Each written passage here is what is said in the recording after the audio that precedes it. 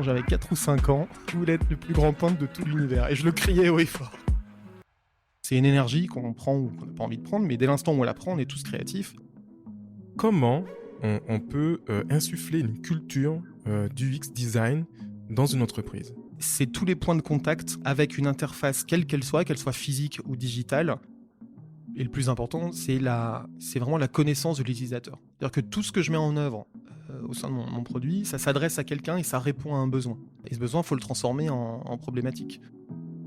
Imaginez quelqu'un qui arrive, qui va rentrer dans un magasin, et les points de contact dont tu parles, c'est OK. Il arrive, il voit quelque chose, il voit une enseigne. Premier point de contact, il sent une odeur. Deuxième point de contact, il voit un vendeur. Troisième point de contact. Et tout ça, en fait, ce sont ces éléments-là qu'on va prendre en compte pour construire finalement une expérience utilisateur. Quand on crée quelque chose, on est des créateurs de valeur. Dire ça encore une fois. L'idée pour moi, c'est de faire coïncider vraiment cette problématique d'usage avec la problématique business. L'UX, pour moi, doit vraiment être pensé à chaque étage de l'entreprise, en fait. Quand on rentre en contact en tant que UX designer avec quelqu'un avec qui on a envie de travailler, ça vaudrait le coup d'oser demander quel est le niveau de maturité UX.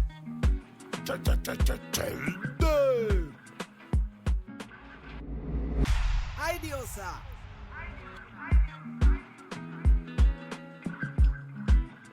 One more time again. Je suis Gérald Joseph Alexandre, digital nomade et grand passionné de tout. Cofondateur de Platypus Agency, agence web spécialisée en e-commerce basée en Martinique, à Paris et en Colombie. Idiosa. Et un podcast qui me ressemble. 99% avis tranchés, dans lequel nous aborderons des sujets digitaux, e-commerce, de voyage ou de food. Au travers d'interviews de talk débat, les invités de tous horizons échangeront autour de leur parcours, de leur histoire, partageront leur expérience, donneront leur avis tranché sur les sujets abordés. Idiosa. Se veut ouvert, inspirant, factuel et souhaite donner l'envie à ceux qui l'écouteront eux aussi d'affirmer ce qui les fait vibrer. Ou pas. Bonjour à tous pour ce nouvel épisode de la série Discover. Discover, la mini-série qui fait découvrir les métiers du digital. Alors aujourd'hui je reçois un profil extraordinaire, un profil qui aime explorer, apprendre, transmettre. Le genre de personne où lorsque vous recevez son CV et son portfolio, ce qui était mon cas il y a quelques années, vous savez tout de suite que c'est la personne qu'il vous faut. La personne qui va vous permettre d'apprendre, de passer un cap, de redéfinir et d'améliorer votre vision produit, d'explorer et de proposer des approches innovantes. Je ne vais citer que les noms les plus connus, car il a une expérience extrêmement riche. Il est passé par le groupe France TV, Crédit Agricole, Blablacar, groupe SNCF, Citymapper ou encore Vinci Autoroute, là où on s'est connu. Je suis vraiment très excité aujourd'hui, car quand j'ai réfléchi à mon podcast et à la mini-série Discover et à qui je vais pouvoir interroger pour la partie UX et UX Design, il n'y avait qu'une seule personne que je voulais recevoir et c'était Emmanuel Collomb. Emmanuel, comment vas-tu? Dis-moi comment tu te sens ce soir. Je me sens bien, j'ai plutôt la banane. Et wow, quelle présentation. Merci, Gérald. Je t'en prie. Est-ce que j'en serai à la hauteur? Mais merci. Je n'en doute pas. Pour cette présentation. Effectivement, j'étais ravi qu'on se rencontre il y a quelques années. Et... Emmanuel, dis-moi, avant de commencer de parler de ton métier, donc du designer, est-ce que tu peux te présenter et me raconter un petit peu ton parcours? Qu'est-ce que tu as fait? Par où tu es passé? Comment tu es arrivé finalement là où tu es aujourd'hui? Okay. Alors pour en arriver là où j'en suis aujourd'hui, moi j'ai un profil qui est plutôt ce qu'on appelle créatif. Même si on aura peut-être l'occasion de revenir sur ce mot parce voir que ce que c'est, ouais. Voilà, je sais. Aujourd'hui, je pense qu'il a plusieurs définitions, ce mot créatif. En tout cas, moi, je suis passé par des écoles d'art appliqué en art graphique. Après, je suis passé par les Beaux-Arts de Lyon. Tu viens de Lyon, toi, du coup? Je viens de Lyon, d'accord. Ouais, tout à fait. Et en fait, petit à petit, une fois que je suis sorti, moi, j'ai créé un studio de création graphique. On s'occupait plutôt du milieu culturel avec mon binôme. Ok. Et on faisait des affiches, je travaillais pour des labels de musique, etc. Donc on commençait à avoir un petit nom. Ça s'appelait Enjoy Caviar. Enjoy Caviar. Ouais. Et c'était avec mon pote Clément, qui est aujourd'hui typographe, lui, Clément Le Culnéret. Et Donc il crée des polices, c'est ça? Des polices de caractère, ouais. Okay, tout à fait, ouais. Et là, il est arrivé à vendre sa première police. Donc je trouvais ça super pour lui. Et donc on faisait des catalogues d'artistes, on avait vraiment un background plutôt typographie, mise en page, etc. Et donc on commençait à avoir un petit nom, mais effectivement on gagnait pas forcément d'argent avec. Lui, il était effectivement encore étudiant et du coup, on a décidé de continuer chacun dans notre voie. D'accord. Et c'est à partir de là, moi, que je suis arrivé à Paris. Et avec mon portfolio, ça a été plus simple qu'à Lyon, effectivement. Et là, j'ai commencé à bosser avec des agences, plutôt en tant que designer graphique, des agences de com/pub, Ok. et de plus en plus en tant que directeur artistique. C'est-à-dire pour créer vraiment des univers, les poser, et puis après, de toute façon, ils étaient déployés une fois qu'ils étaient définis. Et petit à petit, avec ces agences, j'ai commencé à faire de plus en plus du design d'interface, Ok. donc avec des questions UI pour entrer dans le vif du sujet. Ouais. Et pour aller encore plus dans le sujet, je travaillais pas mal pour des appels d'offres et je me suis dit, écoute, c'est intéressant, mais j'ai quand même besoin de savoir maintenant à qui ça s'adresse, Ok. à qui je m'adresse, pourquoi je le fais, dans quelles conditions, qu'est-ce que ça va Apporter générer aux derrière, gens. apporter, etc. Donc du coup, des considérations de l'autre miroir, des considérations UX. Ok. Et l'UX, moi, c'est à partir de là que j'ai commencé à entendre le mot. Ça faisait quelques années que c'était déjà là en France. Mais pour moi, ça me paraissait assez immense. Je ne savais pas comment du tout aborder le sujet, comment y aller, quelle formation, comment j'allais pouvoir mettre un pied dedans. Et puis le fameux mot, à un moment donné, comment je pouvais être légitime avec ça. Ok. Alors en fait, je suis allé faire une formation, déjà des formations de découverte. Et puis après, une formation un peu plus poussée au Gobelin. Ok. À Paris, Donc c'est une l'école formation d'art. assez courte, voilà, de 12 jours. C'est ce que je pouvais faire en tant que freelance. J'ai toujours été freelance. Ok. Quitte à bosser régulièrement et dans la distance avec des agences ou des entreprises. Et après cette formation, j'ai eu la chance de partir chez France Télévisions avec. J'avais un ami qui bossait là-bas et qui montait la première cellule UX. Ok. C'était Voilà. en quelle année, ça, à peu près? En 2016, il avait déjà un peu démarré avant. Il D'accord. s'appelle toujours Michael Bayer. et du coup, j'ai pu l'accompagner là-bas. Donc, on a éprouvé ce que c'était l'UX et pouvoir le mettre en place. Moi, j'étais Ouais. tout frais de ma formation. D'accord. Et donc, j'ai intégré France Télévisions. On a éprouvé ça. On a éprouvé aussi la méthode agile. C'était la rencontre. Ok, ça, il nous reviendra plus tard On y- là-dessus. Il y aura un épisode Il y dédié a aux un- méthodes agiles. On il y a va un en parler. Ouais. Il y avait un sujet. Aujourd'hui, c'est complètement, j'ai un autre regard. Complètement un autre regard. Ok. Et donc là, on était plutôt, pour aller dans le vif du sujet, plutôt sur la partie même comment on commençait à prototyper, quelques têtes utilisateurs, etc. Mais moi, il y a un truc qui me manquait, que maintenant ils font chez France Télévisions, mais qui me manquait à l'époque. Ce qui m'intéressait, c'est d'être en amont. Sur vraiment ce qu'on appelle la recherche utilisateur, des considérations UX qui sont vraiment plus en amont, voire cadrage des besoins, Ok. stratégie d'expérience, etc.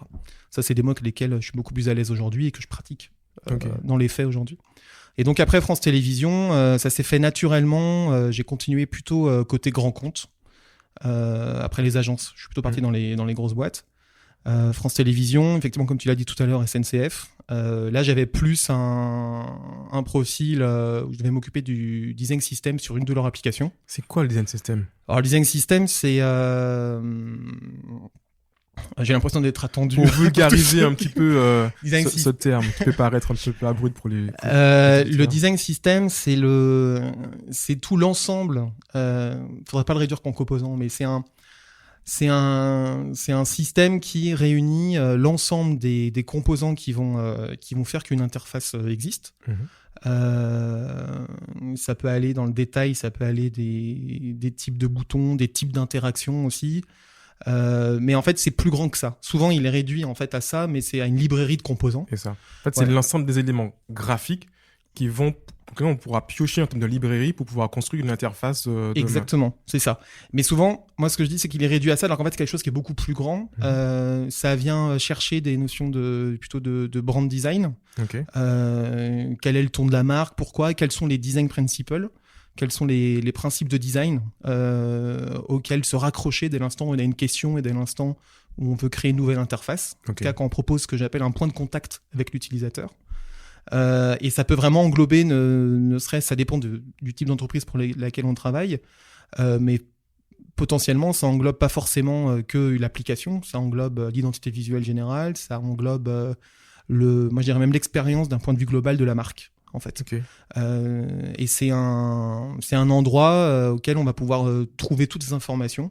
Quand je dis un endroit, c'est ça peut être sous la forme d'un site ou d'une vraie plateforme dédiée sur laquelle on va trouver tous les tous ces sujets-là et pouvoir s'y raccrocher. Et c'est un sujet à part entière qui est censé même être...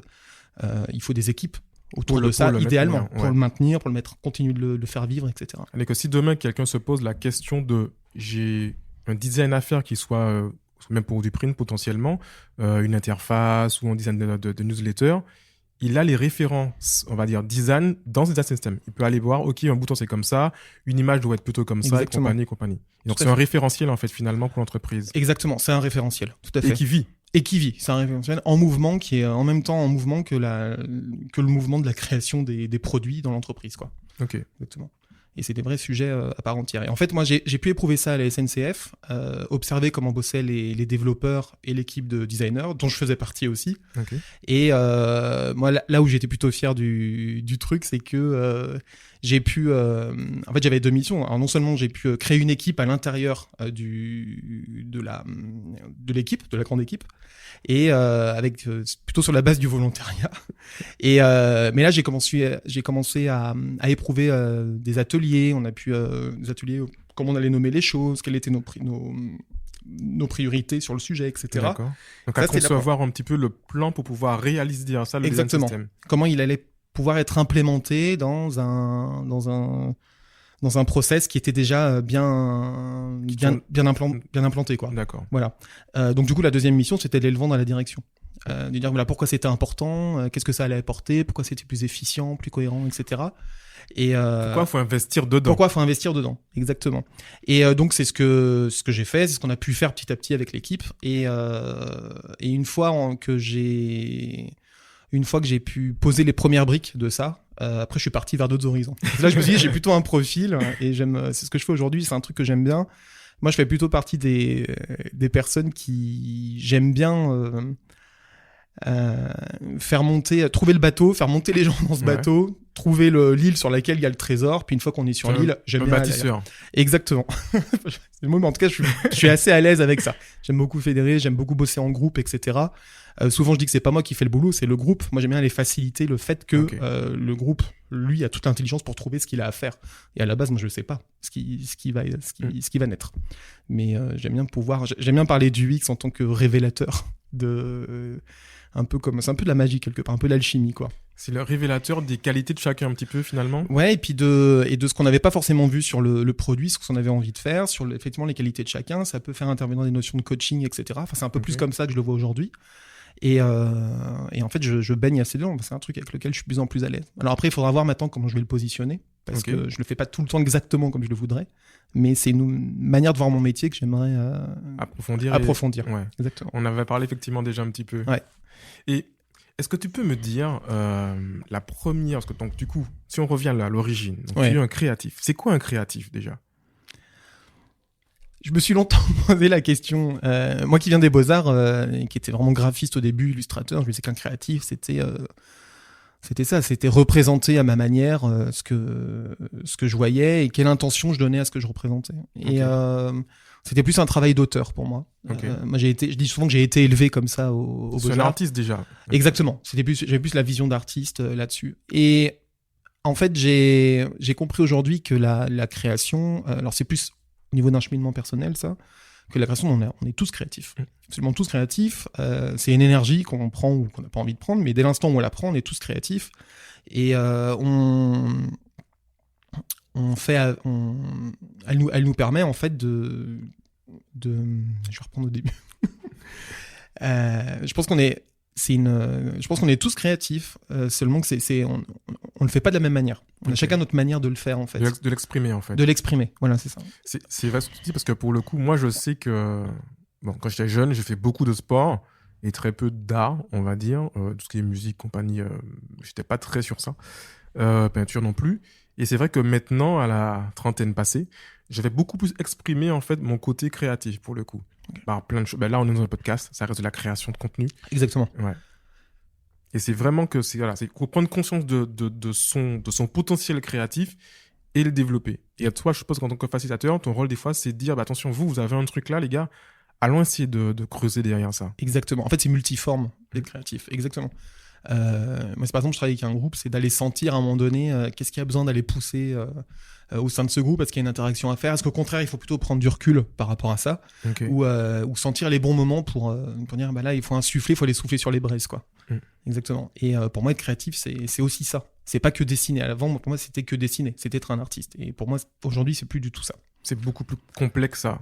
Exactement. Beaucoup Ouais. plus complet. Ouais. À quel moment dans ton enfance tu t'es dit, en fait, moi, je suis un créatif et je veux en faire mon métier? Quel a été l'élément déclencheur, le petit tilt? Je me marre parce que je m'attendais pas à ce qu'on allait sur ce terrain dans le cadre d'un podcast métier. Alors, pour tout te dire, je crois que quand j'avais 4 ou 5 ans, je voulais être le plus grand peintre de tout l'univers. Et je le criais haut et fort. Donc, si tu veux, j'avais déjà ce truc. Je disais, allez, je vais être peintre, je vais être un artiste, je vais faire des peintures incroyables, extraordinaires. Voilà. Ok. Et naturellement, en fait, je me faisais chier dans mes études, mais alors à un point incroyable. Ça ne m'a jamais convenu. Et c'est quand j'ai commencé mes études d'art appliqué où ça a commencé à être un peu plus clair, ouais. intéressant pour moi. Voilà. Ok. Alors, dans un épisode précédent, on avait abordé ce qu'on appelle donc, le UI designer. Aujourd'hui, on va parler donc du X et du X design, qui sont deux choses un peu différentes. Voire complètement différentes à Voilà. mon sens. L'idée, c'est ça. Donc, c'est d'expliquer déjà. Est-ce qu'on peut expliquer à nos auditeurs qu'est-ce que c'est l'UX? Je devrais pas commencer par c'est bon parce que je suis en train d'écrire une formation sur le sujet en ce moment. Bon, là, je reprends la définition de la définition classique de Donald Norman qui lui l'a précisé. Pour moi, l'UX, c'est l'expérience utilisateur. C'est une expérience avec un utilisateur représente c'est tous les points de contact avec une interface quelle qu'elle soit physique ou digitale, avec un utilisateur quand il va vivre. Il faudrait que je prenne mes notes, Gérald. C'est Quand dur. il va vivre, du coup, son expérience en réalité, donc ce qu'il est en train de faire, ce qu'il est en train d'éprouver comme action et compagnie. Exactement. En fait, une expérience, c'est très large. Ouais. C'est très très large. En Et train il y a de vivre, de exactement. ressentir aussi. Tout à fait. Et ça agrège énormément de facteurs. Voilà. Il y a des facteurs humains, des facteurs émotionnels, des facteurs voire sociologiques, temporels, olfactifs, etc. Enfin, tout dépend quelle forme a l'expérience et puis dans quel écosystème elle vit, d'où elle vient, où elle va. Et moi, ce qui m'intéresse, c'est de savoir qu'une expérience, elle est toujours en mouvement. C'est-à-dire que quand, pour moi, une entreprise a un produit, par exemple, une entreprise veut optimiser son produit. Souvent, en ce moment, c'est plutôt une application. Moi, je connais plutôt la sphère digitale, même si parfois j'aimerais aller du côté du physique. Bon, je leur dis oui, mais cette application, elle est ok. Le médium est digital, mais en fait, elle va englober tout un tas de contextes qui est même physique auquel on s'attend pas. C'est-à-dire où est-ce que je vais l'utiliser, à quel moment, dans quelle situation, etc. Donc en fait, une expérience, c'est très très large. Ça se réduit jamais à un seul point de contact pour moi. Ouais. En fait, ça englobe tous les points de contact qui sont entre une interface et son utilisateur, que va proposer le produit, la marque, etc. Un produit aujourd'hui, il vit plus seul, en fait. Un produit, il vit dans un écosystème qui lui-même est en mouvement, et un produit est toujours en mouvement avec des j'aime bien cette notion de mouvement parce que nous, on a des besoins qui évoluent en permanence, en fait. Voilà. Et pour imager le truc, on peut, pour ceux qui n'arrivent pas encore à vraiment percevoir, on peut se dire, imaginez quelqu'un qui arrive, qui va rentrer dans un magasin, et les points de contact dont tu parles, c'est OK. Il arrive, il voit quelque chose, il voit une enseigne. Premier point de contact. Il sent une odeur. Deuxième point de contact. Il voit un vendeur. Troisième point de contact. Et tout ça, en fait, ce sont ces éléments-là qu'on va prendre en compte pour construire finalement une expérience utilisateur. Et pour construire une expérience utilisateur, du coup, on a besoin du UX designer. Exactement. Voilà. C'est ça. Et je vais même m'appuyer en fait sur un exemple que je connais pour raconter ce qui est, pour moi, c'est mon point de vue, ce qui est une expérience. J'aime bien prendre l'expérience physique de Disney, par exemple, de Disneyland Paris, que j'adore. Le final, si je caricature, le final, c'est feu d'artifice le soir derrière le château, la Belle ou de Cendrillon, la Belle au Bois dormant, je sais plus. Et moi, j'aime bien montrer que avant d'arriver à ça, il y a une foule qui est devant. Donc du coup, c'est dans quelles conditions je vais voir ce final. Le final, c'est ce que l'entreprise veut proposer c'est l'ambition de l'entreprise. Et sauf que les utilisateurs, est-ce qu'on est, on est heureux, mais en même temps on est serré, on n'est pas confort, etc. Puis avant ça, toute la journée, il y a toute l'expérience des attractions qu'on a fait. Mais du coup, est-ce que j'ai fait la queue pour le faire? Bien sûr. Est-ce que du coup, j'ai pu avoir des moments de frustration, il y a des endroits où j'étais beaucoup plus content quand j'ai vu les personnages avec lesquels je voulais prendre des photos, etc., etc. Et puis en fait, moi, je remonte le temps en général. Je remonte le temps en disant pour arriver au parc, parce que quel moyen de transport j'ai pris.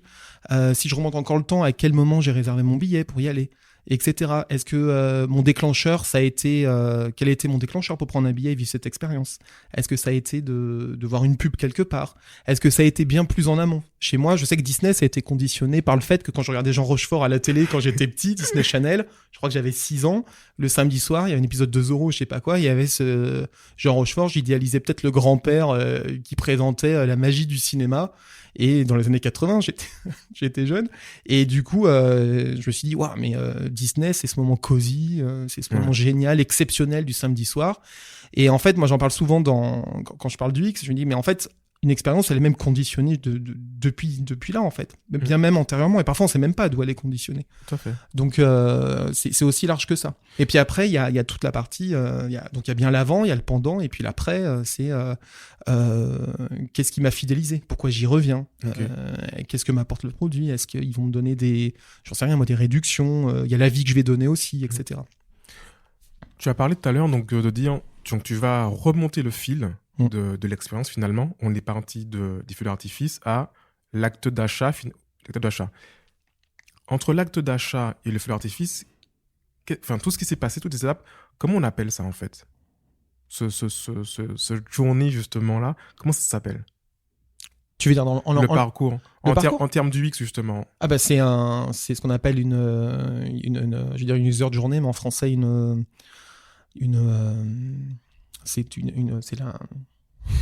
c'est user journey, c'est une user journey quoi, c'est le nom dans le jargon en tout cas. J'aimerais parfois le traduire en français parce que je sais que c'est bien issu des États-Unis, etc. Mais je trouve que ce serait intéressant de traduire au maximum. Il y a forcément une traduction, c'est juste que je l'ai pas là tout de suite. Et peut-être mais je trouve ça nous permettrait de nous réapproprier certains termes et peut-être de créer des nouvelles choses avec. Voilà. Alors pour bien comprendre justement, c'est tout le travail qu'on va demander aussi, en tout cas en partie à certains UX designers, c'est de pouvoir étudier ce user journey-là pour pouvoir, au fil des points de contact, apporter de la valeur en fait à ce user journey pour qu'il se sente bien, confort et qu'il puisse passer plus facilement à l'étape d'après, au final. C'est un peu ça. Exactement. C'est ce qu'on appelle une expérience map. En fait, la carte d'expérience par exemple, de ma journée, c'est-à-dire à quel moment, effectivement, on peut le découper de plusieurs manières, hein. Pour chaque expérience, il y a alors moi je ramène toujours à la temporalité. Il y a le avant, le pendant et l'après. Avant, qu'est-ce qui m'a amené à vivre cette expérience et qu'est-ce qui m'amène à la il y a l'après et qu'est-ce qui m'amène à la poursuivre. Je vais la poursuivre différemment que lorsque je l'ai vécu dans le cœur. Donc là, c'est découpé en étapes. Voilà, et à la réitérer potentiellement dans le futur après. Exactement, tout à fait. Donc là, c'est découpé en étapes. Ma première étape, c'était par exemple d'acheter un billet. Ma deuxième étape, c'était de parvenir au parc. On va reprendre l'exemple de Disney. Est-ce que j'ai acheté un billet? Quel était mon point de contact pour acheter un billet? Est-ce que c'était un guichet SNCF, par exemple, n'importe quoi, il le faisait il y a quelques années? Ou alors, est-ce que c'est dans une agence de voyage? Ou alors, a priori, est-ce que c'est sur mon mobile? Mais du coup, ce sera pas le même type d'interaction. Donc ça, c'est à prendre en compte. J'aurai pas forcément le même type d'émotion. Est-ce que c'est plus simple pour moi? Est-ce que c'est freinant d'avoir quelqu'un en direct? Ou est-ce que je préfère parler avec une machine, etc. Et etc. en fait, pour chaque étape. D'accord. Ok. Alors, dans le UX, il y a, on va dire, 4 grands domaines d'application. La partie contenu, on va, par exemple, définir tout ce qu'on appelle la stratégie de contenu, le plan du site, la direction artistique. Il y a le business, où là, on va parler potentiellement de marketing, de branding, des choses comme ça. Et puis, il y a la partie interaction, où là, on parle de design d'interaction, de développement. Et il y a l'autre partie, laquelle tu es plus expert, qui est toute la partie utilisateur. Est-ce que tu peux nous expliquer un petit peu en quoi consiste, qu'est-ce qu'on retrouve dans ce domaine d'application utilisateur? En fait, dans ce domaine d'application, ce qui pour moi est le plus important, c'est vraiment la connaissance de l'utilisateur. C'est-à-dire que tout ce que je mets en œuvre au sein de mon produit, ça s'adresse à quelqu'un et ça répond à un besoin. Et ce besoin, il faut le transformer en problématique. Et c'est à partir de là qu'on va pouvoir proposer une expérience. Et si je reviens à l'utilisateur, donc ces besoins, c'est que pour moi, à chaque fois, peu importe le contexte dans lequel j'arrive, j'essaie toujours d'interroger ce que je suis en train de faire. À qui c'est ciblé ? Quelle est la cible ? Quels sont ses usages ? À quoi elle répond ? Qu'est-ce qu'elle a besoin ? Quels sont ses freins ? Éventuellement ses peurs, Okay. et puis à quel moment il peut y avoir des opportunités pour améliorer justement le produit et aller plus dans le sens de ses besoins. Ok. Et qu'est-ce qu'on met en place pour avoir ces informations-là ? Alors on met en place pour moi c'est toute moi j'aime bien baser classiquement sur les 5 phases du X, à savoir le cadrage des besoins, recherche utilisateur, la partie idéation, comment on va générer de l'idée pour proposer des nouvelles idées. Je parle pas encore de solution, parce que la solution ça enferme trop, pour l'instant c'est vraiment l'état d'idée. Après, alors là je parle dans un idéal, Bien sûr. on prototype et là on fait du test utilisateur. Voilà. Okay. Et sur la partie recherche utilisateur, pour moi il y a plusieurs manières d'en faire. Tout dépend en fait du contexte du projet. Je les ai pas toutes éprouvées. Souvent, celle que j'utilise, c'est plutôt des interviews en one-to-one, Okay. avec un questionnaire défini qui répond quand même à la problématique à laquelle on veut répondre, souvent la problématique business. Okay. Et l'idée pour moi, c'est de faire coïncider vraiment cette problématique d'usage avec la problématique business. Et au centre, il y a vraiment le UX en fait. Est-ce que par rapport à cette partie interview, il y a un minimum ou un maximum de personnes en fait qu'il faut interviewer ? Ça dépend. C'est une vaste question parce que qui agrège pour moi qui agrège pas mal de facteurs. Il peut y avoir des facteurs de temps. Alors là, je vais me placer du côté produit. Ouais. Des facteurs de temps, des facteurs de budget. Très souvent. Ça, c'est sûr.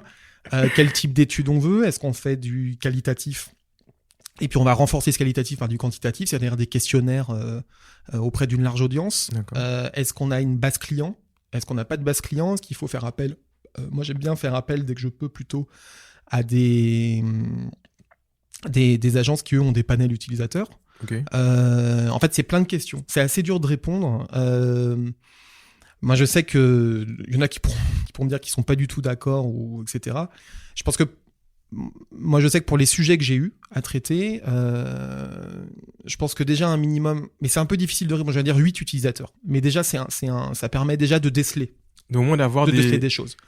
De définir peut-être qu'on appelle aussi un peu des personas, des choses comme ça. Ou ça, c'est pas la du suite. tout. Effectivement, Ouais. ça, c'est la suite. C'est vrai que le persona, juste pour remettre le focus dessus, un persona va représenter l'ensemble des comportements, va représenter, un ensemble. Un persona va... Je vais couper, merci. Ça me stresse de savoir qu'on coupe pas à chaque fois. C'est tellement précis. Ok, je reprends. Un persona, ça va agréger, c'est un comportement d'une cohorte. Une cohorte, c'est un ensemble d'utilisateurs qu'on aura interrogés parmi un plus grand ensemble d'utilisateurs. C'est pour ça que je prends un exemple. Je vais prendre un exemple caricatural. Moi, j'ai jamais fait. Par exemple, on interroge 80 utilisateurs.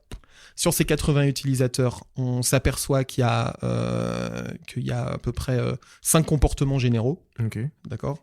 Et ben du coup, sur un comportement, sera représenté par un persona. Voilà. Donc ça, pour moi, c'est la suite des interviews utilisateurs. En fait, ça fait partie, c'est une partie de la cartographie de l'UX. La cartographie de l'UX, c'est l'analyse de la recherche utilisateur. Donc il y a plusieurs manières de cartographier. Il y a plutôt un ordre pour le cartographier aussi. Donc en général, il y a la recherche utilisateur, les interviews, on va vraiment aller tirer les ficelles, on va les fouiller. Qu'est-ce que vous percevez de cette marque ? Bon, là, je dis un peu n'importe quoi, mais quels sont vos usages ? Est-ce que vous pouvez me raconter votre dernière expérience ? Quelle fréquence vous passez à l'achat, choses comme ça ? Comment ça s'est passé pour vous, etc. Après, on analyse. Pour analyser, donc justement, on a moyen de créer un persona. Avec la nuance depuis quelques années du job to be done, on est plus orienté, usage, dans le sens où le job to be done, c'est une manière de dire pourquoi j'irai embaucher ce service parce qu'il va répondre à tel usage. Okay. L'exemple classique que j'ai, c'est j'embauche par exemple Facebook parce qu'il va me permettre de rentrer en contact avec d'autres personnes. Okay. Voilà, c'est un peu un exemple classique, même s'il y a plus de subtilité dans le job to be done, mais c'est une manière d'aller plus directement, de répondre plus directement à l'essentiel, à mon sens. Après, on fait une expérience map pour chaque persona. D'accord. On va cartographier vraiment Donc, les fameux points les de contact, étapes. finalement, aussi. Exactement. D'accord. C'est ça. Et ça, c'est pour la partie cartographie UX. On peut pousser avec de l'empathie map, on peut pousser avec d'autres éléments. Ok. Alors, un UX designer, il travaille avec qui? Il travaille tout seul, en équipe. Et puis, quelles sont ses tâches, finalement, au quotidien? Avec qui il va interagir? Alors, pour moi, un UX designer, il travaille précisément avec tout le monde. Et son rôle, j'ai envie de dire qu'il est transverse, en fait. Il est transverse à tous les métiers. Il est au cœur de tous les métiers. Il y a une différence pour moi, il y a vraiment une différence entre user experience et user experience designer. Ok. C'est-à-dire que l'expérience utilisateur, elle est tous les pôles. Je prends le cas d'une grande entreprise. Tous les pôles, en fait, précisément, ils participent. L'expérience, elle est à chaque endroit. Un peu le marketing, ce qu'on va chercher à vendre à l'utilisateur. À ce moment-là, le marketing, c'est plutôt pour les clients. Et il y a le client, l'utilisateur. Le produit, la compta, la technique, tout ça, pareil, bien etc. sûr. Mais c'est juste que c'est pas forcément c'est pas forcément avec ça va pas répondre aux mêmes choses, mais ça participe dans la globalité de l'expérience utilisateur. Et designer une expérience utilisateur, comme on peut pas faire tous les métiers à tous les endroits, par contre, c'est cette capacité à agréger, en fait, à être porte-parole des utilisateurs, et puis côté produit, à agréger les besoins côté produit ou les ambitions côté produit, de les faire coïncider avec les besoins à chaque point de contact. Un point de contact est un pôle qui s'occupe d'une partie du produit. D'accord. Voilà. Et ton autre question, je sais plus. C'était sur avec qui tu interagis, en fait, finalement. Avec qui j'interagis. Ouais. Au quotidien et les tâches que tu peux avoir au quotidien. Alors, au quotidien, je vais prendre l'exemple par exemple, chez un grand compte. Au quotidien, alors, ça va être au plus proche déjà avec les équipes il y a les équipes business, en fait. Plutôt le pôle business, Okay. qui ont vraiment un regard plus spécifique sur quel business, quels sont leurs objectifs, qu'est-ce qu'ils veulent atteindre, etc. Après, il y a toutes les questions de stratégie UX aussi. C'est comment nous aussi, on peut avoir ce qu'on appelle des KPI UX et comment ils peuvent aller dans le sens des les KPI KPI, business, ce sont des etc. indicateurs de performance. Exactement, c'est ça. Ça, c'est une bonne manière aussi d'aller... Alors là, je sais qu'on dérive un peu du sujet. C'est une bonne manière aussi de valoriser et d'apporter du crédit à l'UX, d'avoir des KPI UX, et puis ça permet de se donner des objectifs, en fait, et on peut avoir des méthodes particulières par rapport à chaque KPI. Pour moi, c'est important d'avoir cette notion de KPI, mais pour tout ce qu'on fait, là, on est sur un métier, on est en train d'expliquer un métier, en fait, que pas tout le monde connaît. En tout cas, les très grosses boîtes ont l'habitude, mais les plus petites n'ont pas l'habitude de ça. Mais pour dire qu'en fait, c'est capital en réalité. C'est capital et fondamental, même surtout pour une petite boîte, de ne pas se tromper dans la façon dont on veut construire notre expérience client. Parce qu'on n'aura pas beaucoup entre guillemets, de choses de balles de flipper à jouer pour pouvoir tester son produit ou son service. Et il faut aller juste, en fait. On n'a pas le choix. C'est ça, exactement. C'est ça, c'est vraiment cette capacité à pointer ce qui va être important, à prioriser quels sont vraiment nos objectifs. Il y a des objectifs de l'entreprise. Chaque pôle peut avoir les objectifs, c'est les OKR, pour reprendre le mot. Et c'est chaque pôle a ses propres KPI pour répondre à ses objectifs globaux. Par contre, ce qui est intéressant pour moi, c'est là où il y a un autre métier de l'UX, c'est plutôt c'est presque de la facilitation à cet endroit-là. C'est-à-dire comment chacun, on va faire en sorte que nos KPI vont dans le même sens. Okay. Comment ils vont pas se tirer dans les pieds, en fait. Avoir une vraie vision globale et qu'on tire tous dans la même direction. Pardon. Exactement. Ouais. Et même si cette vision globale est soutenue par des KPI, pour moi, c'est aussi, ça doit être soutenu par cette vision d'expérience globale. Même si c'est encore un peu autre chose, je pense qu'il y a, et moi, je l'ai pas encore vraiment éprouvé comme ça, mais c'est cette nécessité d'une vision d'expérience globale. C'est-à-dire que souvent un produit, moi, la plupart des exemples que je vois si je parle d'une application, souvent je vais voir derrière les marques, elles ont envie de faire plein de choses, le faire évoluer, ça peut évoluer à plein d'endroits différents. Tout ça fait partie de l'expérience globale du produit, en fait. Donc du coup, c'est l'UX pour moi, pour venir à ta question principale, doit vraiment être pensé à chaque étage de l'entreprise, en fait. C'est vraiment, il faut que je dirais qu'idéalement, et je suis loin d'être le seul à le dire, c'est que le design, en fait, il doit être intégré à tous les niveaux. Cette culture design doit être intégrée. Et ça, on le voit de plus en plus. De toute façon, il y a de plus en plus de grands groupes qui ont complètement racheté des boîtes de design, etc. Parce qu'ils ont très bien compris quels étaient les enjeux du design, en fait. Alors, c'est très intéressant parce que c'est une question que je pensais que je ne retrouve pas. Comment on peut insuffler une culture du UX design dans une entreprise? Pour moi, il y a plusieurs manières. En fait, c'est la question, et je l'ai appris comme ça, et puis je peux le retransmettre comme ça. C'est une question, on sait aujourd'hui qu'il y a même une échelle de maturité de niveau UX. Donc en fait, ça doit être évalué. Je ne le faisais pas il y a quelques années, maintenant j'arriverai plus à le faire. Maintenant que je l'ai appris et encore plus intégré. Donc on pourrait se dire, on crée un formulaire, on arrive dans une entreprise, et là, voilà, on va cocher des cases pour dire, ok, la maturité UX, c'est 5, c'est 10, c'est 15. Exactement. J'ai même envie de dire que ce serait presque... Alors, c'est pas toujours facile de le faire, etc. parce qu'il y a bien d'autres choses qui sont en jeu, mais quand on rentre en contact en tant que UX designer avec quelqu'un avec qui on a envie de travailler, ça vaudrait le coup d'oser demander quel est le niveau de maturité UX. Et pour ça, il y a... Je sais plus quelle est la personne qui l'a fait, mais il y a 5 niveaux qui va de... Il y a aucune connaissance, en tout cas du design, de la culture design. Et puis le dernier niveau, il y a de plus en plus de boîtes qui sont, en tout cas en France. Aux États-Unis, c'est encore un autre niveau, en Angleterre aussi, Allemagne, etc. La culture design est intégrée au plus haut niveau. En fait. Donc en fait, on n'intervient pas de la même manière. Si on prend l'un des plus, je pense, exemples les plus connus, c'est Apple en réalité, où la partie design a été intégrée au niveau du top 2 de l'entreprise, en fait. Ah bah elle a été... Oui, c'était avec Steve Jobs. Ouais. Oui, et elle a été... Johnny Ive. Ouais. Exactement. Ouais, elle a été complètement intégrée dès le départ. Parce que je l'ai appris récemment. Moi, il y a même un terme que je connaissais pas, mais je crois que c'est tout l'avènement du design computationnel, il me semble. Okay. C'était, je crois, historiquement... Parce que ça, je l'ai appris avec le laptop, donc j'en profite, mais c'est intéressant. C'est historiquement quand Steve Jobs travaillait chez Xerox, si je dis pas de bêtises. Et c'est dans les années 80 passées, toutes les premières interfaces avec les premiers Mac, etc. Il y avait déjà toutes ces notions, évidemment, d'ergonomie. L'UX vient de là. De toute façon, ergonomie, IHM, etc. L'UX, c'était juste pour... qui a été créé chez exactement. Xerox, ou Xerox Parks. Tout à fait. Ouais. Et l'UX, en fait, c'est plutôt à partir de... On parle plutôt de design thinking, mais c'est plutôt à partir d'IDEO que ça a été... que les notions de business, de technologie ont été intégrées. IDEO, c'est une entreprise américaine. Il y a 2 fondateurs, ou 3, enfin, on va dire 2, 3, dont je tairai le nom parce que chacun peut aller voir, puis j'ai du mal à les retenir. Mais en fait, c'est une agence qui a... Pour moi, il y a eu un switch, en fait.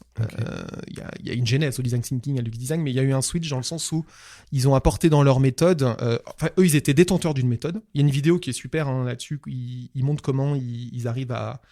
On parle plus de design sprint, mais à solutionner le caddie 2.0 entre guillemets des années 90. Peu importe le sujet, qu'il soit mercantile ou pas. En tout cas, ils sont détenteurs d'une méthode et qui s'applique à tout type de marché. Et justement, quand je parle de marché, eux, ils ont intégré vraiment le fait que le design devait faire coïncider sa méthode avec les besoins en termes de business pour des marchés. D'accord.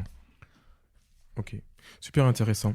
Je pense que j'irai voir cette vidéo pas plus tard que ce week-end. Ok. Je crois qu'on est parti dans pas mal de sens. Dis-moi, quel est ton plus beau souvenir ou accomplissement au niveau professionnel en tant que designer? Le ou les, finalement?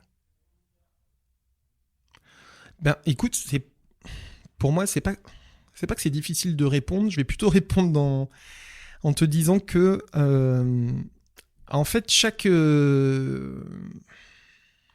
sujet m'a apporté quelque chose de différent. Ça paraît classique comme ça, ou une réponse bateau, mais en fait, à chaque projet, j'ai pu éprouver mon métier d'une manière différente et à chaque fois de plus en plus en amont et de plus en plus précisément. Okay. C'est-à-dire que chez France Télévisions, j'arrivais tout frais et effectivement, je m'occupais plutôt de la partie prototype. Je suis passé par là à faire des wireframes. Alors, on me disait que l'UX c'était ça. Moi, je disais mais non, faut connaître les utilisateurs, etc. Je commençais à éprouver 2-3 tests utilisateurs, etc. Et puis en fait, après, je suis allé dans le design system à la SNCF, où là, j'ai plutôt commencé à monter des ateliers, à sentir ce que c'était de faire travailler des groupes. Chez Blablacar, plutôt à faire des interviews utilisateurs. Après, j'ai eu 2-3 sujets de niche. Là, pareil, faire interview utilisateur, des ateliers côté produit. Puis j'ai Vinci Autoroute, j'ai éprouvé plusieurs choses. À faire ce qu'on appelle toute la partie discovery, recherche, et comment aussi implémenter cette culture UX au sein de l'entreprise. Il y a plein d'endroits où c'était pas facile dans le quotidien, mais au final, quand j'en sors, j'étais super content en fait. Il y a des endroits où ça me manque aussi. Et parce qu'il y avait plein de choses à faire. C'était comment, il y avait tout à faire. Par exemple, chez Vinci Autoroute, c'était comment faire connaître, faire monter cette culture au sein des équipes. Chacun avait des connaissances, mais comment on alignait ses visions. Puis en même temps, moi, j'apprenais à le faire. Et donc, c'est ce que m'a permis, mon métier me permet de faire ça aussi.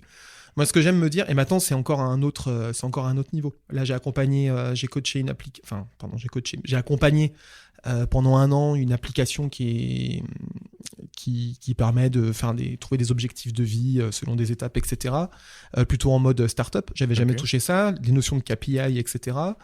À chaque fois, en fait, je vais toucher des nouvelles choses et de plus en plus, je deviens complet en fait avec mes outils. Et plus je suis complet, j'aime bien dire, moins je sais de choses. C'est-à-dire que c'est parce que je sais rien que précisément je peux à peu près tout expérimenter. Et apprendre encore. Voilà. Alors quand je dis que je sais rien, les gens avec qui je bosse, là en ce moment je bosse par exemple avec une grosse agence de design. Quand je dis que je sais rien, en fait j'ai des outils, il y a pas mal de choses que je sais. Mais ce que j'aime, c'est il y a des choses, il y a des fois où il y a un client cette année, j'ai bluffé dans le sens, et je veux dire, je lui dis il y a un atelier que j'ai proposé que j'avais jamais fait avant. Mais j'ai dit, putain, j'ai envie de l'essayer. C'était le fameux atelier des Golden Circle de Simon Sinek. D'accord. De trouver la raison du pourquoi on irait vendre ça, mais pas comment ou quoi.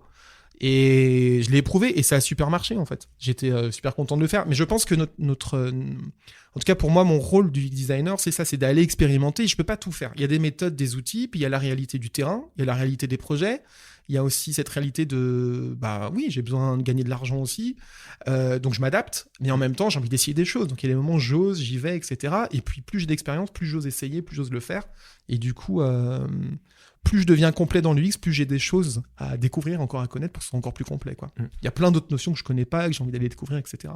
Je pense on parle de design systémique, circulaire, etc. C'est des choses que je commence un peu à approcher. Je sais qu'il y a des canevas, je sais qu'il y a plein de gens qui sont calés sur ces sujets, qui avancent là-dessus. C'est des choses que j'ai envie d'aller voir, etc. Donc en tout cas, voilà, ma manière je reviens à ta question des bons souvenirs. À chaque fois, c'est une manière d'expérimenter et de faire des nouvelles choses. Puis je vois des résultats, en fait. Ouais, de continuer à apprendre. De continuer, exactement, ouais. Comment tu t'y prends demain? Tu as une UX à créer pour un client. Comment tu t'y prends pour la créer? Quelles sont les étapes par lesquelles tu vas passer, pardon? Et surtout, parce que ça, on a déjà parlé des étapes tout à l'heure, mais comment tu vas faire pour stimuler ta créativité et craquer le sujet du client? Comment tu fais pour te mettre en mode, allez, moi, il y en a qui se mettent, je me rends à la musique et tout, je me mets en mode super créatif et j'y vais, quoi. Comment tu te mets en mode de création? Ah oui, tu veux pas dire ce que je fais, mais quand je me mets en mode création, ouais. Je crois que tu vois, retour aux sources, je crois que je dessine. Ok. En fait, je dessine la méthode, je dessine ce que je pense, le process, tel que je le pense, est-ce que je pourrais le faire. Et très vite, moi, j'ai besoin d'aller échanger avec quelqu'un avec qui je peux bosser. Ok. Alors, en tant que freelance, je me retrouve assez souvent seul, finalement, avec mon sujet. Là, c'est plutôt chouette. Là, sur mon sujet, j'ai vraiment une binôme qui est lead UX, donc c'est top. On a pu concevoir les choses ensemble. Et moi, j'ai besoin de ce répondant. Donc, en tout cas, à mon niveau, tout de suite, moi, je dessine. Et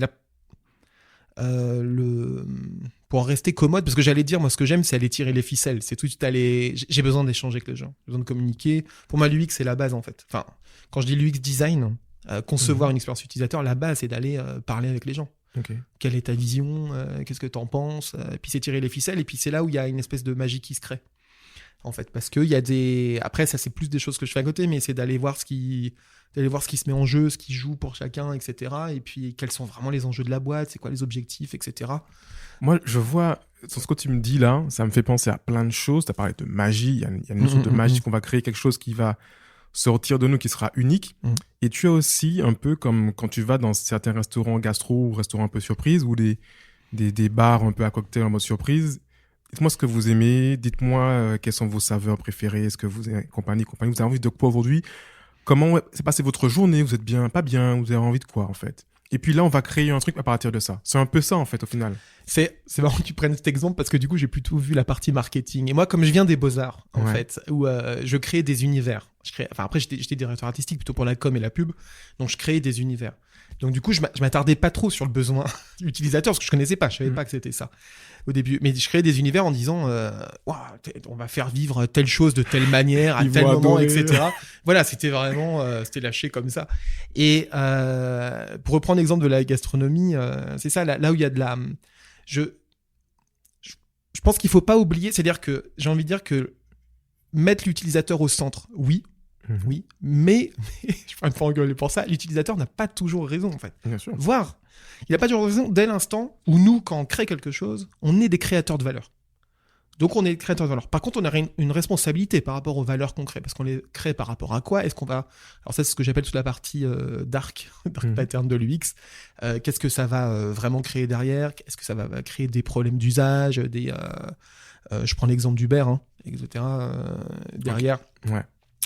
Ou de Deliveroo, etc. Ou quand on voit les Tous ces chauffeurs nouveaux travailler, usages qui etc. vont transformer un petit peu la vie des gens. Voilà, et- donc ça ouais. c'est pour moi on a une responsabilité là-dessus, ça c'est sûr.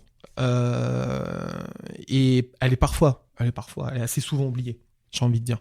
Mais en tout cas pour revenir sur ta question, qui était La question, c'était pour le coup, pour la partie, comment on va dire ça, par rapport à la gastronomie. On a Oui, fait la gastronomie. Et justement, par rapport à la gastronomie, on est créateur de valeur. Pour moi, les équipes marketing, c'est ceux qui vont créer la valeur. Je m'excuse, je suis désolé si je dis pas exactement, je m'occupe pas de ça, mais c'est comment je vais mettre en avant le produit, comment je vais l'enrober, quelle histoire je vais lui raconter, il y a le storytelling, etc. Voilà, comment je vais aller fidéliser, quelle mémoire je vais laisser, quel souvenir je vais laisser, quelle mémoire je vais en avoir, etc. En fait, pour moi, il y a des allers-retours à faire tout le temps entre les besoins utilisateurs et là où on a envie de créer une valeur, quoi. Ouais. On a envie de créer des produits. Parce qu'au final, pour pouvoir créer quelque chose, alors, il y aura vraiment des retours que toi, tu as besoin d'avoir les inputs du marketing pour pouvoir créer quelque chose, et eux vont se nourrir de ce que tu as, toi, créé comme parcours, comme expérience, pour dire, ça, on va l'enrober comme ça, on va le marketer comme ça, on va raconter une histoire par rapport à ça, en fait. Exactement, c'est ça. Ok. Qu'est-ce qui te provoque du plaisir dans ce que tu fais ? Ce qui me provoque... en fait, j'ai une réponse assez claire là-dessus. J'ai un exemple clair, mais qui préfigure d'un métier futur, je pense. En fait, j'ai eu un client il y a 2-3 ans, et ce que j'adore, c'est que lors d'un atelier, plutôt d'équipe, j'essayais de tirer, comme je dis, j'aime bien, je dis tirer les ficelles, voir vraiment ce qui était en jeu. Il fallait améliorer quelque chose sur leur produit. Et en fait, à force d'échanger avec eux, ce que j'ai adoré, c'est qu'il y a eu un moment donné, on a mis la lumière sur l'invisible, en fait. Et c'est ça que j'adore, en fait. Là, j'ai un kiff incroyable avec ça. Je leur dis, mais en fait, vous vous sentez pas légitime ? Il y a un problème de légitimité. Et ça, jamais c'était venu sur la table à un moment donné. Alors, si j'avais été coach ou un autre métier, on aurait pu tirer sur pourquoi vous ne vous sentez pas légitime dans votre entreprise ? Et on aurait pu travailler là-dessus. Bon, on a mis ça de côté, c'était pas tout à fait le sujet. Ouais. Mais néanmoins, c'est ce qui sous-tendait ça sous-tendait complètement le sujet et leur manière de travailler. Et en fait, moi, ce qui m'intéresse plus tard, c'est de l'UX, mais c'est pas exactement que de l'UX. Mais je pense que il y a une image que je sais plus qui l'a fait, mais que j'utilise, que je montre. Pour moi, une expérience utilisateur en front, sur le devant de la scène, quand par exemple, je vais prendre l'exemple par exemple, je dis n'importe quoi, de Starbucks, parce que je vois un comptoir, on me sert un café, etc. Donc là, il y a une expérience, il y a une interaction entre le produit, le café et l'utilisateur, puis la manière dont on me le sert, etc. Le nom, tout ça, etc. Voilà, le nom, tout ça, voilà. Avec ce que ça provoque de bien ou pas bien, etc. Et en fait, pour que ça fonctionne, il faut que ça fonctionne d'abord dans les coulisses. Et moi, c'est ce qui m'intéresse encore plus. Je veux dire, une expérience utilisateur, elle fonctionne d'abord dans les coulisses, en fait. Et une expérience utilisateur dans les coulisses, c'est d'autres dimensions, c'est un autre métier. Quelle communication entre les pôles, qu'est-ce qu'on fait, quels sont nos process, etc. J'ai même envie de dire, qu'est-ce qui nous anime dès l'instant où on a envie de proposer tel service, etc. Voilà. Qu'est-ce qui agit et qu'est-ce qu'on ne voit pas dans ce qui agit, quoi. Donc ça, c'est d'autres notions, c'est plus vraiment de l'UX, mais ça m'intéresse de transformer ce que je fais là-dedans. Ok. En concret, finalement. C'est presque plus du... Parfois, ça touche au coaching d'entreprise ou des choses comme ça, Ouais. je pense. D'accord. Donc c'est vraiment... Euh, En fait, c'est apporter de la valeur en soi, mais C'est ça. différemment en réalité. Exactement. là-dessus. Mais tout ça, in fine, peut potentiellement faire partie de l'expérience. Ouais. Utilisateur. Ok. L'expérience utilisateur, ça englobe aussi l'expérience en interne. Hein. Le fait que tout le monde, entre guillemets, communique bien et donne les bonnes infos en interne, et du coup, il y aura une émulsion en interne pour pouvoir créer de la valeur, Ouais. fait que ça va rejaillir forcément derrière ça sur le produit et la qualité et la créativité qu'on va mettre en place pour créer une super expérience utilisateur. C'est ce que je crois. Mm. C'est ce que je crois en tout cas. Notez ça, c'est super important. Notez ça. Il faut travailler déjà aussi sur vous avant d'essayer de transformer quelque chose pour les autres, en fait. C'est super, c'est capital. Si demain, je lance un nouveau service, un produit, une application, un site, je n'ai pas énormément de budget, mais qu'est-ce que je peux à minima intégrer en termes d'UX dans mon projet? Je pense à l'INUX tout de suite. C'est une démarche... C'est une démarche qui est plutôt proche de l'agile, hein, Ouais. dans le sens où c'est test and learn, enfin c'est le la preuve de concept, Ouais, Euh, l'époque. le POC, et en fait c'est formalisons tout de suite notre produit, mais par contre n'allons pas plus loin que ce qu'on a envie de faire tester. D'accord. On fait un MVP, un minimum viable product. Mhm. On le fait tester. Par exemple, je sais pas si on est 7, hein, par exemple. On le fait tester. C'est ce que j'ai fait avec la startup avec laquelle j'ai bossé, en fait. D'accord. Il n'y avait pas de recherche en amont. J'aurais adoré en faire. J'ai essayé de le pousser. Ça n'a pas forcément fonctionné. Puis finalement, on a fait cette méthode. C'est-à-dire qu'on a sorti un premier produit. On a développé le minimum qui nous semblait viable. En tout cas, c'est ce qu'on voulait. Quand je dis le minimum sur l'application, c'était ce qui nous semblait devoir être important à utiliser. Ok. Donc il y avait 2 fonctionnalités et on fait tester ça. Et par contre, on apprend beaucoup des tests et à partir de là, on itère et on revient au début, puis on améliore, etc. Et pour détailler, en fait, quand on dit qu'on apprend des tests, des fois, souvent, qu'on va montrer le produit ou le service à un utilisateur, il va tout de suite nous dire « Ah ouais, mais en fait, il me manque ça. Ah oui, c'est obvious, c'est évident, mais on n'y a pas pensé. » Et non. Et c'est pour ça qu'il faut absolument intégrer l'utilisateur très, très, très Tout le temps, rapidement dans les tests, dans la boucle de feedback, Ouais. compagnie. Dès qu'on peut, et pour moi, c'est dès qu'on peut et au maximum, en fait. Peu importe, j'allais même dire le niveau de maturité UX, peu importe les moyens, c'est dès qu'on peut, ne serait-ce que 5 utilisateurs. Alors, c'est de plus en plus contesté parce qu'il y a un cadre dans lequel il avait dit ça. Encore une fois, j'ai plus le nom, mais souvent on dit que 5 utilisateurs permettent déjà de déjouer 75% des problèmes. Okay. En fait, c'est dans un contexte particulier. Il y a par exemple Fairpection, c'est une boîte qui font des tests utilisateurs à distance et pas que, qui ont très bien détaillé ça et j'ai adoré apprendre ça parce que c'était beaucoup plus précis, parce que moi je m'appuyais très souvent là-dessus et donc ils ont appuyé le sujet. C'est pas exactement vrai, c'est vrai, mais c'est plus élargi que ça. Mais en tout cas, si on n'a pas les moyens de faire autrement, déjà faisons tester auprès de 5 utilisateurs. Alors il faut savoir à qui en fait, il faut un peu les cibler quand même. Bien sûr. Si on n'a pas fait le travail en amont, idéalement c'est bien de faire le travail en amont, mais si on peut pas. Et déjà on se rend compte en fait. En fait, pour moi, le plus important, c'est déjà de se rendre compte de la réalité d'usage de ce qu'on a créé en fait. Ok. Si tu avais une baguette magique te permettant de travailler sur un projet de ton choix avec une carte blanche pour faire ce que tu veux, ça serait quoi? Dans le cadre de l'UX. Dans le cas de l'X, ouais. Ben alors, je crois que je fonctionne pas comme ça. Je crois que je fonctionne pas comme ça. Moi, j'arrive à faire merci pour la baguette magique. J'arrive à faire de la magie quand il y a entre guillemets un problème devant moi. D'accord. Voilà. C'est plus simple pour moi d'avoir le problème devant moi et de solutionner, en tout cas de comprendre pourquoi il y a ce problème, comment il est venu, qu'est-ce qu'on peut en faire, où on peut aller avec. Voilà. Ok. Plutôt que de dire, là, je crois que là d'un coup comme ça, de but en blanc, je suis incapable de te dire sur quel type de projet je voudrais bosser. J'ai des envies. J'ai des envies plutôt quand on parle d'innovation sociale. Ça, c'est des envies. Ça me tient à cœur. Ouais, c'est des envies là-dessus, ouais. Ok. Comment tu fais pour tenir au courant de toutes les dernières tendances qu'on peut avoir dans l'UX? Ah, pour me tenir au courant des nouvelles tendances. Ouais. Alors déjà, il y a plusieurs, il y a plusieurs sources. Par exemple, je sais que j'ai fait des formations au laptop, donc du coup, j'ai accès à une communauté. où on peut partager des choses, on peut piocher, etc. Il y a des blogs, il y a des blogs. Et finalement, c'est marrant, parce que quand je te dis ça, en fait, je crois que pour me tenir au courant des tendances, si c'est ça, tu as des webinars par pas mal de boîtes, etc., qui sont orientés ou pas orientés. Finalement, c'est plutôt d'échanger avec d'autres personnes, avec des pairs. Ok. Voilà. Plutôt avec d'autres personnes du métier, en fait. Puis d'un coup, je pense à ça. Et je crois que c'est la manière dont je procède, voire même de discuter. Comme pour moi, l'UX design, ça englobe. Il y a des outils, mais ça peut englober plusieurs métiers. C'est-à-dire qu'on peut mettre. Je t'ai parlé des 5 phases tout à l'heure. On peut mettre le curseur.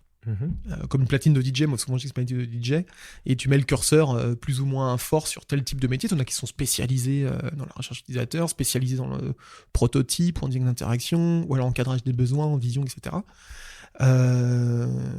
Moi je fais plutôt, moi je touche à l'ensemble de la platine, on va dire, mais c'est pas forcément autant poussé que quelqu'un qui l'aurait poussé.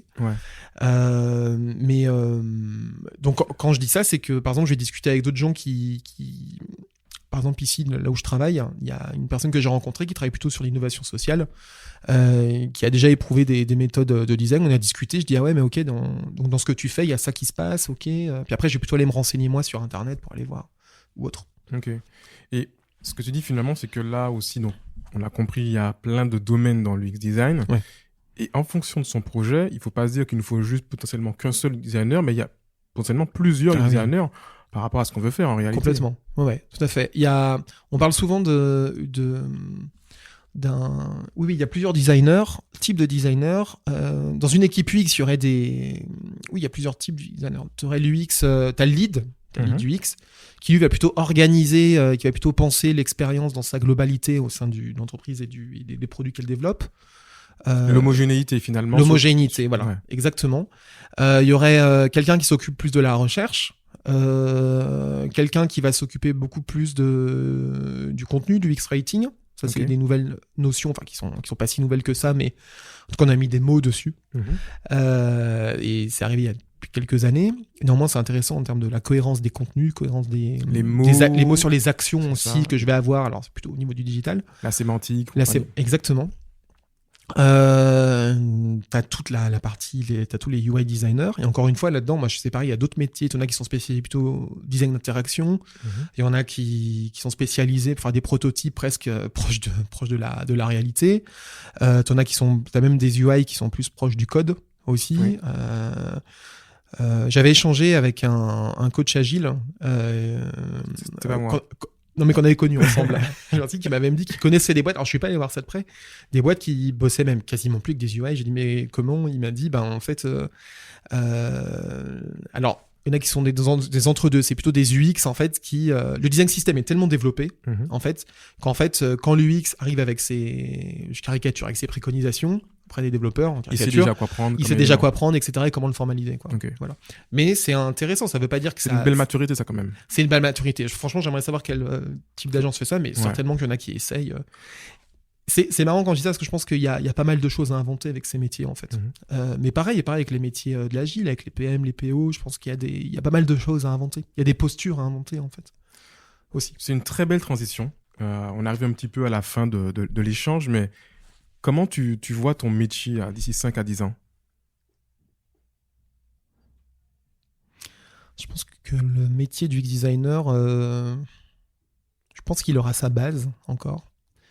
Mais il va être, je le vois plus du tout de cette manière-là. Je pense qu'il va être encore plus protéiforme. Et quand je dis protéiforme, en fait, il est déjà en train de se découper en mille et un métiers, en fait. Pour moi, il y a un piège dans le sens où il y a les théoriciens du UX-design, il y en a c'est leur métier, ils en parlent 100 fois mieux que moi, etc. Qui sont experts, tout ça, et il y aura toujours un peu cette théorie, une théorie de base, une théorie de base, une méthodologie de base, d'où ça vient, pourquoi, à quoi ça sert. Je pense au design thinking, etc.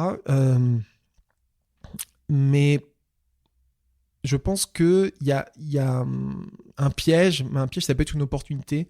Je pense que les besoins du marché par rapport à ces métiers font qu'à un moment donné, non pas que ça va lutter, mais le risque, c'est que le marché puisse imposer que ce métier rentre dans des cases. En fait, là où c'est censé être transverse. Et je pense que le métier, il est déjà en train, il vole en éclats, pas dans le sens, il n'est pas perceptible, mais comme une expérience utilisateur, finalement, ça peut être presque philosophique en fait. Clairement. Donc quand c'est philosophique, c'est difficile d'avoir de se dire de quelle manière ça peut être tangible. Donc du coup, c'est possible qu'il y ait l'UX designer soit éclaté encore en plus de métiers. Aujourd'hui, on parle même, il y a des métiers t'en as qui sont, tu sais, comme tu as des DevOps, tu as des Research Ops, tu as des Design Ops, etc. C'est-à-dire qu'ils vont... Alors que c'est des choses aussi dont on parlait déjà avant, mais maintenant, c'est un mot. C'est un mot. C'est un Ouais. nom, etc. Et je pense que le marché met des mots aussi, met des noms. Ça permet, derrière, forcément, ça permet de vendre je vais pas parler, ça permet de vendre de la qualification, des compétences, ça Non, permet de vendre des Des formations, certifs, des des choses. formations, ouais. Ça, c'est sûr. Et c'est quand même de clarifier dans ce qu'on va rechercher aussi pour une mission ou pour un poste des fois Tout aussi. à fait, c'est ça. Je pense que l'opportunité, ça va être que ça va être de plus en plus précis. Mhm. Ça peut être une bonne chose, mais il faut pas perdre de vue la transversalité de tous ces métiers, en fait. Et en tout cas, je pense qu'il y aura vraiment ce besoin, cet accent de mettre ce besoin de communication entre tous ces métiers, en tout cas. Pour qu'il y ait vraiment un endroit où ce soit, je pense au lead ou au head of UX, etc. Enfin, tous ces termes-là qui peuvent donner une direction à tous ces métiers. En tout cas, c'est que ça, faut que l'expérience elle aille a priori dans un sens commun, cohérent et déterminé. Voilà. Mais quant au futur, je pense qu'il y a quelque chose qui sera plus éclaté. Et moi, c'est ce qui me vient comme mot. Ça me fait penser un petit peu à moi-même où en fait j'ai tout récemment créé une offre d'emploi où j'ai créé en fait un nom de poste qui s'appelle Content Creative Manager. Ok. Voilà. L'idée, c'est que ce soit quelqu'un qui puisse avoir les compétences graphiques pour pouvoir créer des visuels, mais qui ait aussi les compétences de création de contenu, en fait. Et donc, qui puisse faire de la veille, récupérer des contenus, les mettre en forme potentiellement, créer les visuels qui vont aller derrière, et voilà. Et occupe aussi des contenus audio, des contenus vidéo. Mais avoir aussi vraiment cette partie aussi artistique, Ouais. en fait, dans le fait de distribuer le contenu, comment on va le distribuer derrière, et aussi le poster pour après sur les différents réseaux et tout et tout. Mais exactement. Mais je pense qu'en fait, c'est bienvenue à ton exemple parce que je pense que justement, ça va dans le sens de dire que ça va être protéiforme. C'est-à-dire qu'il y a tout. Je pense que on est en train d'inventer ces métiers. C'est des métiers qui sont assez. Alors maintenant, ils sont moins récents quand même, mais ils sont de plus en plus qui sont. Je vais dire pour lui que c'est de moins en moins récent, mais ça reste encore récent. Et il y a plein de métiers qui vont se créer comme ça. Et puis alors ça, c'est plus des questions. Considération de travail en sociologie, etc. Mais quand je dis ça, c'est qu'on on ne fait plus qu'un seul métier, on en fait plusieurs en fait. Par exemple, aujourd'hui, toi, tu fais un podcast, bah, ça peut être un métier. Clairement, oui. Donc tu l'éprouves comme un produit, tu l'améliores, etc. On expérimente, on a les possibilités, ces opportunités d'expérimenter plus de choses. En tout cas, je dis nous dans notre contexte social, en tout cas. En France, on peut expérimenter plus de choses.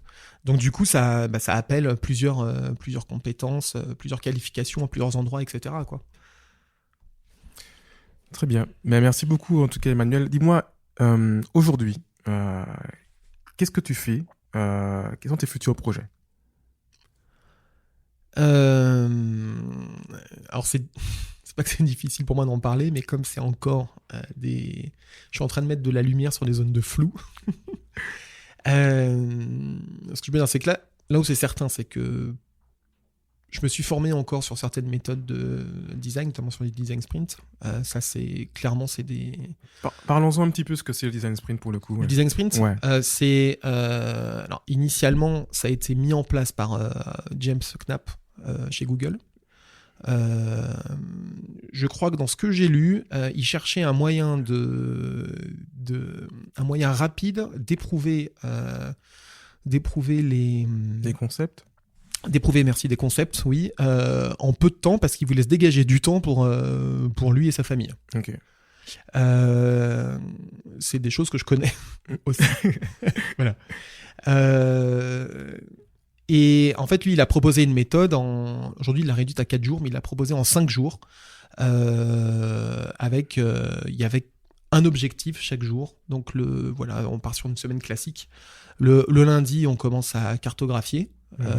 On commence à cartographier les besoins. côté produit, les ambitions côté produit. Le mardi, on commence à générer de l'idée par rapport à ça. Partie idéation. Idéation. Je vais dire une bêtise, il m'en manque un. Parce que je connais ça côté, je veux dire, chez nous, côté France. Le mercredi. C'est pas grave, c'est pas Bon, très je juste. sais plus. Bref, il m'en manque un, j'ai un truc, moi j'arrive pas, je sais pas pourquoi. Prototyper, et puis après on teste, en Ouais. fait. Et puis après on pitch. Il y a on pitch l'exploration, l'idée. en fait, que t'as peut-être oublié, non? Et non, justement. Non. En fait, Ouais. justement, lui, c'est ce qui m'a sauté aux yeux. En fait, il propose pas d'exploration des utilisateurs en amont. D'accord. Enfin, quand je dis en amont, le deuxième jour, c'est plutôt ce qu'on fait ici. Moi, c'est tel que je l'ai appris. En tout cas, je vais leur faire de la pub, mais je les aime tellement au laptop. Et en fait, chez GemSnap, Troisième fois, en un fait- laptop, hein. Il a placé, Ouais, c'est vrai. Je l'ai placé. Ouais, mais ça m'a ouvert. En fait, ça m'ouvre d'autres horizons. C'est de plus en plus en accord avec des choses que j'aime faire. En fait, ça ouvre mes horizons. Et le cinquième jour, chez GemSnap, on fait tester, en fait. Et c'est à partir de là qu'on Ouais. voit les utilisateurs. Ok. Donc lui, il les fait intervenir ici. Et moi, je l'ai appris. Je crois qu'il y a plein d'autres agences qui en proposent des design sprints, qui ont ramené ça, etc. Mhm. Moi, la manière dont je l'ai appris, c'est que dans un idéal, il est fait sur 5 jours, mais après, pour l'adapter au marché français, c'est pas toujours évident de réunir des décideurs, plusieurs pôles transverses sur 5 jours, parce qu'il faut les sortir de leur contexte C'est clair. métier, de leur emploi du temps, etc. Donc voilà. Après, c'est tout à fait possible de découper ça Et sur c'est 5 semaines, etc. Ouais. Et c'est une autre culture. Et c'est une autre culture, etc. Moi, ce que j'aime avec la manière dont j'ai appris, c'est que au bout de 5 jours, il en sort vraiment des éléments tangibles. Mhm. Et puis, il y a toute cette notion de comment on va l'implémenter assez rapidement. Voilà. Et ça, c'est la partie réflexion sur comment on va l'implémenter, on continue l'implémentation. Ça vient après. Ok. À la réflexion sur Ouais. l'implémentation, Oui. oui. C'est Pour moi, pas- c'est ouais, plutôt c'est une après. partie qui vient après. Donc, Mais il- elle est assez importante pour dire que ce qu'on est en train de faire, ce qu'on est en train de réaliser, c'est important pour les décideurs, ceux qui ont voulu ce design sprint, qui ont mobilisé leurs collaborateurs. C'est important que de dire que c'est pas fait dans le vent et pas fait pour rien. C'est Ouais. aussi important pour ceux qui y participent, parce Oui, qu'ils puis prennent ce du sera temps du sur leur concret temps de derrière. travail. C'est du concret, voilà. Par contre, comment on le met en place, voilà. C'est donc, au départ, on va faire un design sprint pour dire réfléchissons à comment on va améliorer, on pose la problématique, on va idéer, on va trouver des solutions, donc pour faire prototyper aussi après, tester auprès des utilisateurs. Exactement. Et une fois qu'on s'est mis d'accord réellement sur ce qu'on veut garder, on va définir un plan d'implémentation dans l'entreprise. Exactement. Dans un idéal, c'est ça. Voilà, tout à fait. Ok. Après, il y a plein de variantes, etc. Et donc L'idéal, ça, c'est des thématiques que toi, tu souhaites aborder de plus en plus dans le futur. Ouais, même pratiquer, en Ouais. fait. Ouais, tout à fait. Parce que moi, je sais que j'y trouve. Enfin, je crois que ce que je kiffe, c'est de voir à quel point en 5 jours on est capable de sortir autant de choses intelligentes en fait et intelligibles. Et ça fait appel aussi donc, à ce qu'on appelle l'intelligence collective. Voilà. Et moi, ce que j'aime, c'est aller dans le sens de la révélation d'intelligence collective. Voilà. Moi, c'est la facilitation en fait de plus en plus qui m'intéresse. Ok. Et sur mes autres projets, donc il y a ça, mais sur mes autres projets, c'est oui, dans le cadre là je suis sur un projet vraiment UX, plutôt recherche, étudier un métier, etc. Pour améliorer le process d'un métier, etc. Voilà, ça j'éprouve même encore toujours, comme je le disais tout à l'heure, comme c'est un nouveau contexte, bah du coup je vais encore plus pousser, ne serait-ce que la partie recherche là-dessus, observer, etc. Et je vais continuer des projets comme ça, je pense, et aller encore plus vers la facilitation et voir ce dont je t'ai parlé tout à l'heure, aller plus en amont. Ça, je crois que c'est ce qui va se faire pour après ça. Ok. Aller plus en amont, ouais. Top. Si on souhaite du coup te contacter, faire appel à tes services, à la fois pour la facilitation, ou de l'UX design, ou du design sprint, où est-ce qu'on peut te trouver? Sur LinkedIn. Sur LinkedIn. Aujourd'hui, j'utilise que ça. J'ai même plus de site. Ouais. J'ai même plus de site. Enfin, j'en ai un, mais je l'utilise pas. Et non, sur LinkedIn, je décris mes expériences, ce que j'ai fait à peu près dedans. Et puis après, c'est plutôt un échange, en fait. Okay. C'est plutôt un échange. C'est comme moi j'étais amené dans certains de mes jobs à avoir la casquette, entre guillemets, je dis lead. Enfin, je dis entre guillemets, j'ai eu la casquette lead. Donc j'ai été amené à recruter Donc du coup, je regardais pas tant, je regardais un petit peu pour des choses spécifiques ce que les personnes faisaient, mais ça partait surtout d'un échange. D'accord. Pour moi, il y a des mots qui, j'ai envie de dire, qui trahissent pas, puis après c'est du feeling. Je serais même plus à l'aise parce que j'ai envie qu'on soit à l'aise comme ça avec moi aussi, qui sait pas tout faire, mais ça c'est normal, c'est moi, c'est pas tout faire et qui par contre qui a envie et qui est prêt à y aller et qui a plutôt cette manière de se dire attends, ça je sais pas le faire précisément comme peut-être ça devrait être l'être dans la théorie, etc. Mais par contre, attends, on peut peut-être faire les choses de cette manière. Ah oui, attends, on va organiser des trucs comme ça, etc. C'est faire l'intelligence collective, c'est travailler à plusieurs en fait. Voilà. Ok. Donc l'échange là-dessus, ok. Exactement. Emmanuel, merci beaucoup. Merci à toi. Et j'espère en tout cas qu'on va refaire d'autres podcasts parce que je pense que le sujet il est passionnant, il y a plein de choses à Ouais, je pense qu'il y a découvrir. plusieurs choses, ouais. Ouais, on pourrait même en faire un sujet croisé avec d'autres personnes autour de la table, etc. Ouais. C'est noté, en tout cas pour la prochaine. Ça marche. À très vite, merci beaucoup À très Emmanuel. vite. Merci Gérald, salut. Salut. Merci d'avoir écouté l'intégralité de notre podcast. Si vous avez apprécié, n'hésitez pas à partager et encore partager. Mettez-nous 5 étoiles sur vos plateformes préférées pour que l'on puisse continuer à gagner en visibilité. Si vous n'avez pas apprécié, partagez-le quand même. Et surtout, faites-nous des feedbacks en DM sur Instagram. Si vous avez des besoins ou des questions liées au e-commerce ou au digital, n'hésitez pas à nous contacter sur hello, HELLO, @idiosa.com. Rejoignez notre communauté sur Facebook, Twitter ou Instagram. Merci encore de me suivre et à très vite. Tell them.